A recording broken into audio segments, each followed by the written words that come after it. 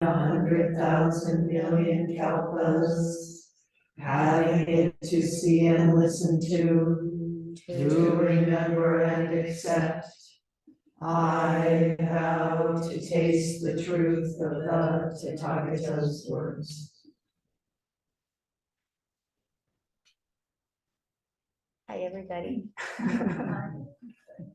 Okay, let me say hi to the people. Nice and loud. Okay, thank you.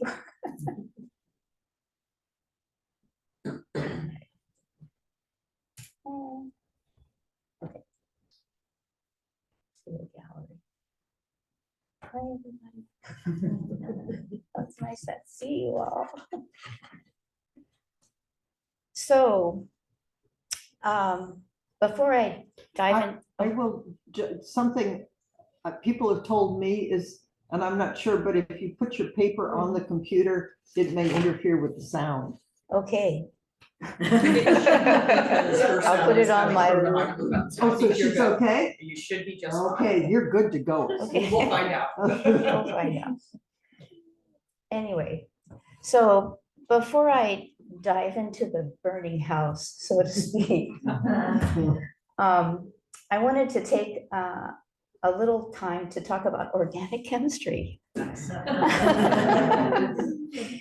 When I was doing my Way Seeking Mind talk, some of you asked about the scroll that I brought and didn't share. And so I wanted to tell you about it a little bit. I did this before I did my Way Seeking Mind talk as a way of making a timeline. So this is a timeline of my life. And because I was remembering all these stories in my life, and I wanted to write them down because I was going to forget by the time I got to my Way Seeking Mind talk. So it's a timeline, and it has, pictures on it, and stories, and it's like 20 feet long. Whoa. So it was actually a really wonderful idea, because the idea actually came from an organic chemistry class, because we were studying the Krebs cycle, and the Krebs cycle is how your cells make energy from the food that we eat. And there's 10 different steps. And so I had made this, I took some shelf paper because I was having a hard time understanding it.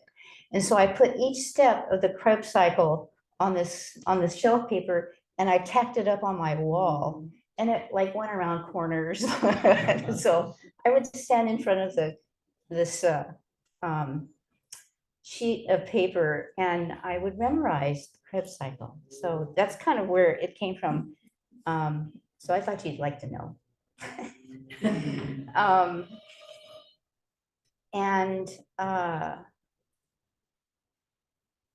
It was very helpful to me. And the other thing is, it was really fun to write down these stories, and also put the pictures up. And so it's not a bad idea. And so the Krebs cycle actually is a lot of like the Lotus Sutra. Because it's difficult to understand. And so I would recommend that you do something. You can make a timeline of the Krebs cycle, not the Krebs cycle, of the Lotus Sutra, or your life, or you can write in a journal, or you can draw pictures or something. Whatever comes to mind about your life or about the Lotus Sutra, because I think it's important. I think the Lotus Sutra requires a little bit of study. And actually, I want to share something that Jean Reeves talks about. And the other point is that the Lotus Sutra is sort of like, there's a historical element to the Lotus Sutra. So you might want to think about that. But Jean Rees, he has one sentence in his introduction that I thought was really pretty cool. And he said, all readers of the Lotus Sutra would be well advised to ask what the story is saying about themselves. So I think it kind of changes the focus to studying the Lotus Sutra to studying the self in some ways. So the burning house. I'm going to read you some of the burning house, and I also want to, I'm going to share some pictures that I got from, this is a book, this is Chris's book on the art of the Lotus Sutra. And so I have some pictures that I want to share from it. And so, but let me say a couple things beforehand. So in the burning house, the story of the burning house, the Buddha is talking with Shariputra. And the Buddha says, don't you remember the story that I told you a long time ago? Maybe you've forgotten it. And so let me screen share. And if you need to move to see the screen, it's going to come up over here.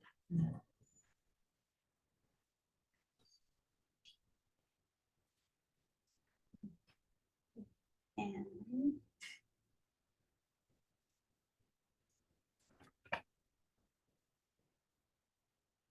okay, so on the right side is the panel that's from the book of the burning house. And it's about 2 square meters. And it's on the left-hand side of the screen here. But I have some close-ups. You really So can't move. you can really move.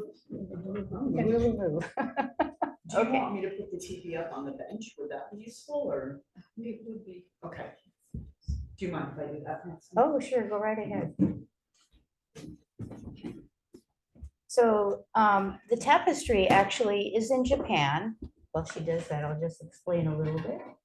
But then your computer's in the way. I will. move the computer. But if you move it away from you. Or the other side, that's up to you guys. They're gonna block it. No, we can't. Ah. 6 1 for sorry, another. How about that? Here, I'll just do that. Is that better? Now it's, now I'm blocking it. And you've got this one too, right? There's the people showing up as blocking. Oh. See this? All right. Is everybody able to see? Yes. All right. Okay. So the tapestry is in Japan. It's in the Honpo-ji temple, and it's from 1300s. So I'm going to read some parts of the verse of the Lotus Sutra, and I'll make it a little bit more the close-ups in just a moment. Okay, so this is Buddha telling a story. Suppose there was an elder who owned a large house, and this house was very old, decaying and falling apart. This decaying old house belonged to a man who had gone out just a little earlier.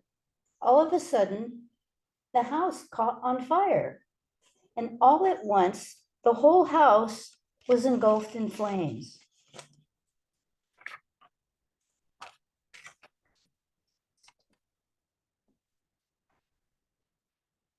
Okay, so you can see, this is the house here, and all the flames are right here. And there's a gate, the white part is a gate. At this time, the owner of the house was standing outside the gate when he heard someone say, A little while ago, your children went into the house to play. They are young and ignorant and engrossed in play. Hearing this, the elder was alarmed and rushed into the burning house, intending to rescue the children and keep them from being burned in the fire. So he told his children of the many dreadful troubles, the evil spirits and poisonous creatures, the fire spreading all around, one kind of suffering following another without end. This, he said, is a dreadful place. How much more so with this blazing fire? But the children didn't understand. Though they heard their father's warnings, they remained absorbed in their games and did not stop playing. The elder felt like maybe he could just gather all of his children together in his arms and take them out the gate, but that wasn't possible. So these are the children in the house.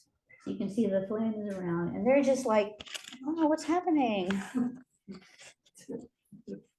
So, because they weren't heeding his warning, he considered and used his imagination to devise some skillful means and said to his children, I have many kinds of rare, attractive playthings, wonderful treasured carriages, goat carriages, and deer carriages, and carriages with big oxen are now outside the gate. Go and see them. And this is what they saw. These are the carts. I have made these carriages especially for you. You can play with any of them in whatever way you like. When the children heard him tell about the carriages, they immediately raced each other, dashing out of the house to reach the open yard, away from the painful troubles. And the father said, now I have rescued them and enabled them to escape from harm. This is the reason, good people, that I am now happy. Then the children, seeing their father sitting relaxed, came to him and said, please give us the 3 kinds of treasured carriages you promised earlier. The elder was very wealthy. He made great carriages, magnificently adorned and decorated. Great white oxen, sleek, sturdy, and strong, of handsome build, were yoked to the treasured carriages. The rich man gave one of these wonderful carriages to each of the children equally. So these are the 3 carriages, the goat carriage and the deer carriage and the ox carriage. And then this is the carriage up with the white ox and beautifully adorned. And you can see that all of the kids have crowded into the great carriage.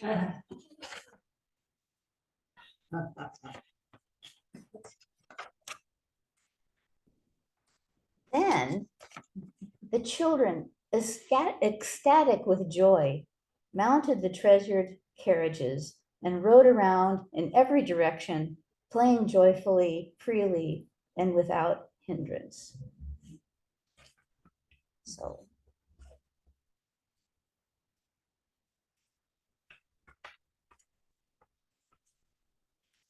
that's the story of the burning house.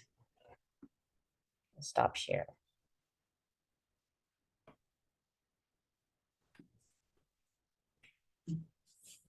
So there are some things that came up for me when I was reading this story of the burning. Sorry. You gotta put the thing back. We can't see you now. Sorry. You want to see the ceiling? There. Yeah. Can you see me okay? All right. There's some things that I want to talk about that came up for me when I was reading this story. And these comments are not linear. They're not linear. They're simply images that occurred to me while I read. And so I'm sharing them with you. Sometimes, as I read the Lotus Sutra and the burning house, the language was daunting.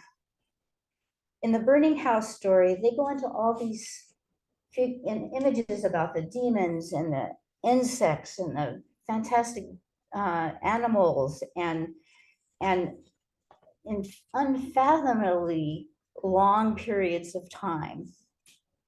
Sometimes I felt like I was reading a foreign language. And then I remembered my teacher, my Spanish teacher, who told us while we were reading Zorro by Isabel Allende, which is a very good story, recommended, but we were reading it in Spanish. And she saw that we were having trouble and we were frustrated. And so she recommended something that would help us with these troublesome parts of what we were reading. First thing she said was to just read it. Don't use the dictionary, don't write anything down, don't write in your book. Just read it and let the story just kind of flow over you. Just like a gentle waterfall or a gentle rain. Because it's important just to think about how it sounds. What are the sounds of the words? It's kind of like it's a poem. It can be a poetic experience. What the inflections are. And the second time you read it, you'll have information from the first time that you read it. But there still will probably be some words that you don't understand. And at that point, you might want to underline maybe a word. And there was a word in Zorro that gave me a lot of trouble. It was alrededor. And what that means is, it means surrounding, like los hormigas están alrededor las Shuso. The friends are surrounding the Shuso. So it helped me to just underline that word and just kind of think about how I would put it in a sentence. Or you might want to think about in the Lotus Sutra, Shariputra, who is this guy? I have to find this person. I have to find out something about this person to figure out what is he trying to say. So those are the things that you might want to underline. But going through the second time, you will have gotten information from the first time.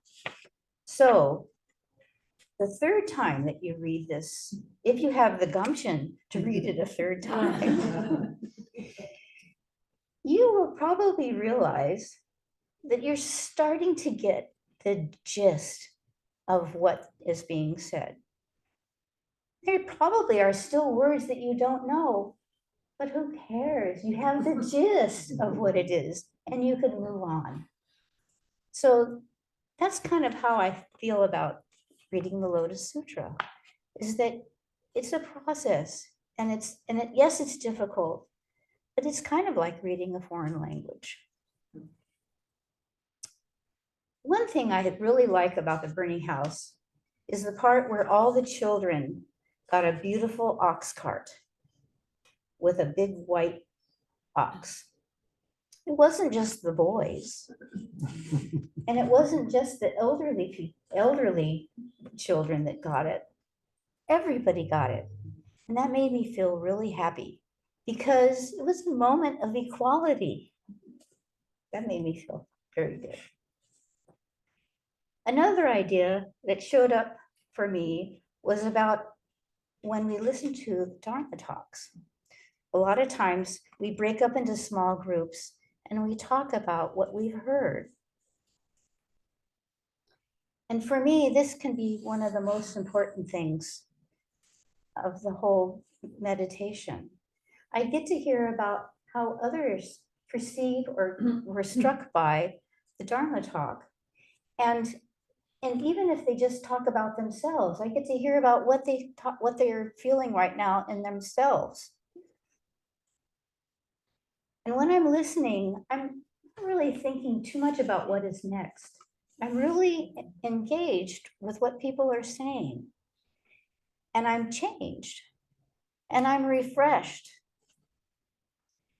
It's like time stops for a moment. And I believe when we're talking together, we're touching something very precious. It just doesn't happen here, though. Sometimes when you're outside in the world, if you listen to people, you can really try to listen to what they're saying. And you stop and say, this is important. I'm really also saying this about myself because I need to remember to listen, because it's a sacred moment. Finally, this is finally, no, it's not finally, there's one more finally in here.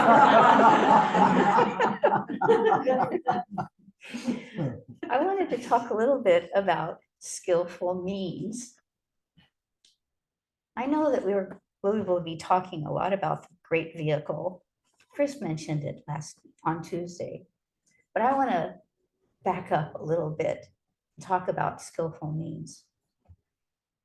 And talk about those little carts that the Father promised the children, the goat cart, the deer cart, and the ox cart.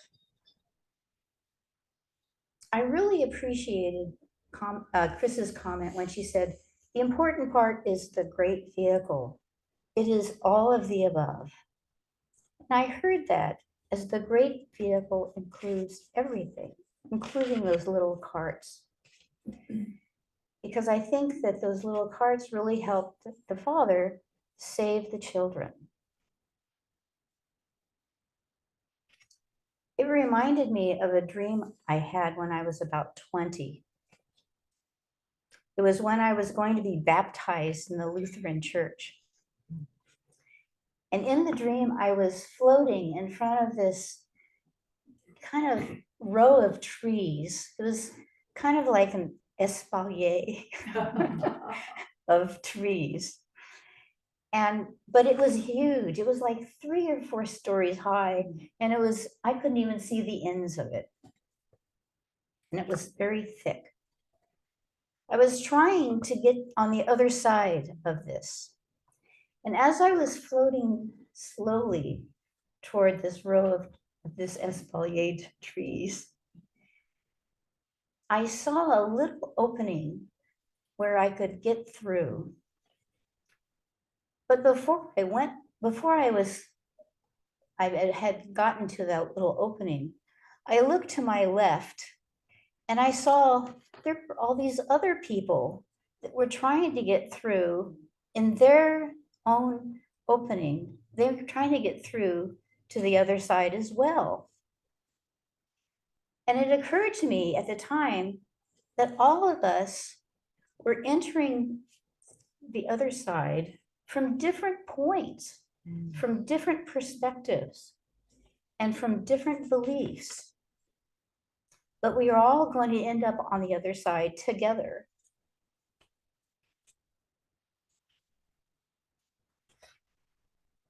So finally, I've reached the second side. Do you remember when I told you about getting sick in my way-seeking mind talk? Where the doctor said that he might have to do surgery to empty out pus in my lungs. Yeah. Well, I think he was just practicing skillful means. He wanted me to get up and walk, and he knew, and I don't think he was trying to trick me.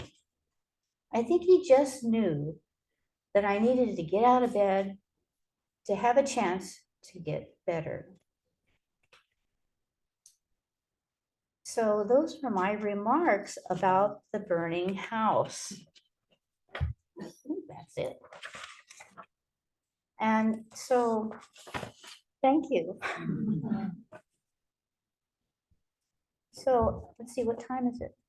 We have a few minutes to meet together in small groups and touch the precious moment. So the question that I have is,